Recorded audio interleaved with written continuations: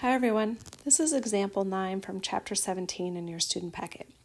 A team of educators believes that new reading activities for elementary school children will improve reading comprehension scores. They randomly assign third graders to an 8-week program in which some used these activities and others experienced traditional teaching methods. At the end of the experiment, both groups took a reading comprehension exam. Their scores are shown in the back-to-back stem and leaf display below.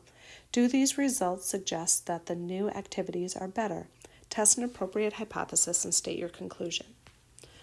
So we have data here, and we are wondering if the average scores for the students who used the new reading activities is better than the average scores of the students who had the traditional teaching methods.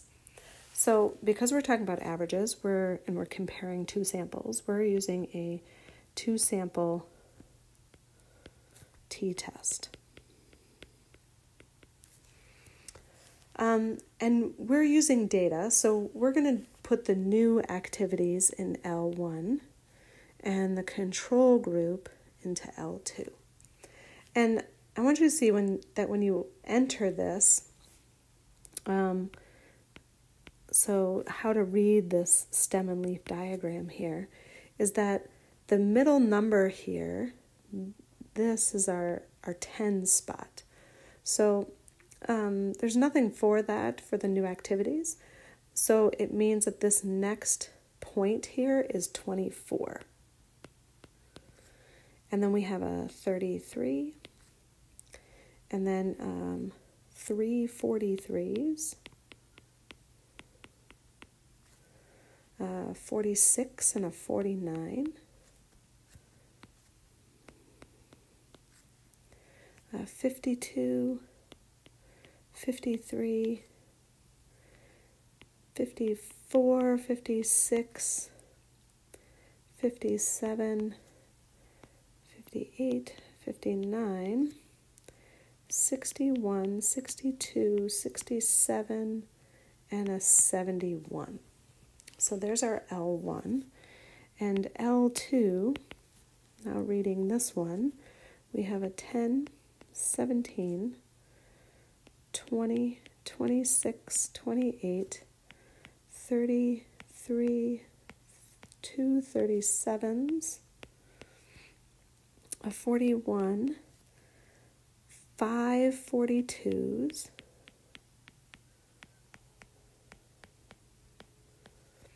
a 43, 48, 53, 55, another 55, 60, 62, and an 85.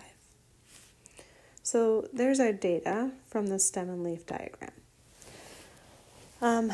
So let's write out our hypotheses here. Remember that the null hypothesis is always that there's no difference.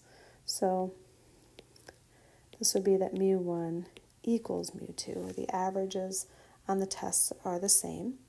And again, the mu1 corresponds with L1 and mu2 corresponds with L2. And then for the alternative hypothesis, we want to know if the scores of the students who are doing these new activities are better. So we want to know if the average is better than the control group.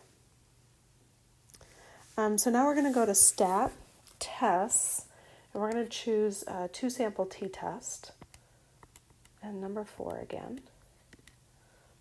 And this time we're going to use data. So let's see where I put it here. We'll do it up here. So we're going to choose data. List 1 will be L1. List 2 will be L2. For both frequency 1 and frequency 2, you should have a 1 there. There's no frequency lists.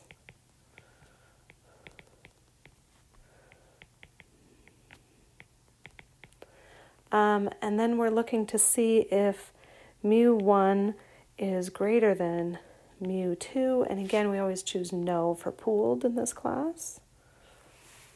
And when you go to calculate, we get a test statistic of t equal to 2.207 and a p-value of 0.017. So we get a p-value that's significantly less than 0.05. We didn't get a significance level, so we're just going to use the 0.05. So since the p-value is less than alpha equal to 0.05, we reject the null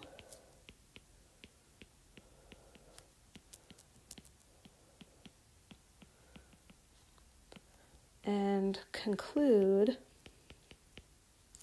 that there is enough evidence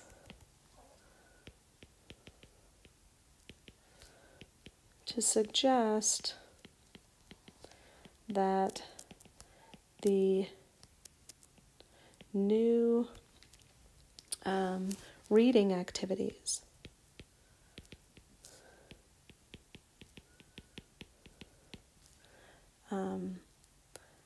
result in better exam scores.